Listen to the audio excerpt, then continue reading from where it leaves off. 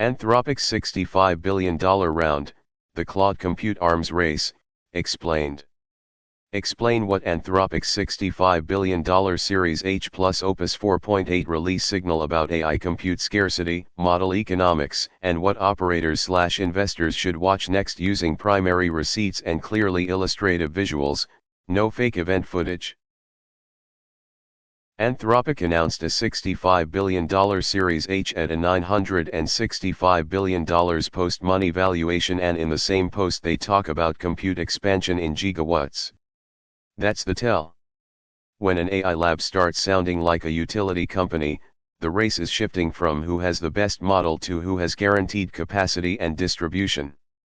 Not financial advice, this is a high-signal explainer of what's confirmed and what to watch. Here's what's confirmed in the primary receipts. Anthropic says $65 billion raised, $965 billion post-money valuation, and that its run rate revenue crossed $47 billion earlier in May. They also say the funding advances safety and interpretability research and expands compute to meet Claude demand. What's not confirmed, how the round is structured beyond what they disclosed, and how those gigawatt agreements split between training and inference. We don't fill that gap with guesses. Anthropic's post lists concrete capacity expansion language, up to 5 gigawatts of new capacity with Amazon, 5 gigawatts of next-generation TPU capacity with Google and Broadcom, plus GPU capacity with SpaceX. You don't need to know the physics of gigawatts to get the business point. Compute is becoming the gating resource. If you're an operator, this changes procurement and vendor risk. If you're an investor, it changes who has pricing power and who can scale reliably. On the same day, Anthropic announced Claude Opus 4.8.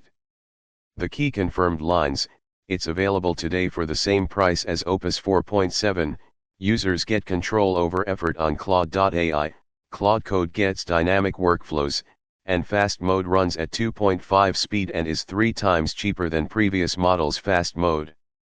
That's an economics story. Higher throughput and lower cost in the fast lane changes how teams budget AI for day-to-day work. Analysis labeled as analysis: when capacity is scarce, the winners are the players who can lock in supply, distribute through multiple clouds, and offer predictable pricing tiers. The squeezed players are those who can't guarantee capacity or who only win on benchmarks without a deployment story. That's why the funding and the compute agreements matter more than the headline valuation.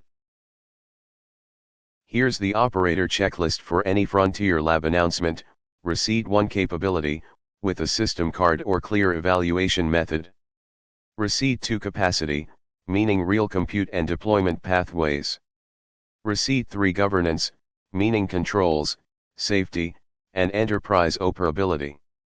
Anthropic's post is unusually explicit on receipts 2 and 3, which is why this matters beyond model hype.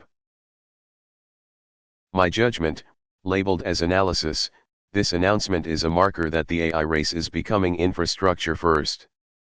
Better models still matter, but without reliable capacity and distribution, you can't turn capability into outcomes. Comment question: do you think the next AI moat is model quality or guaranteed compute and distribution?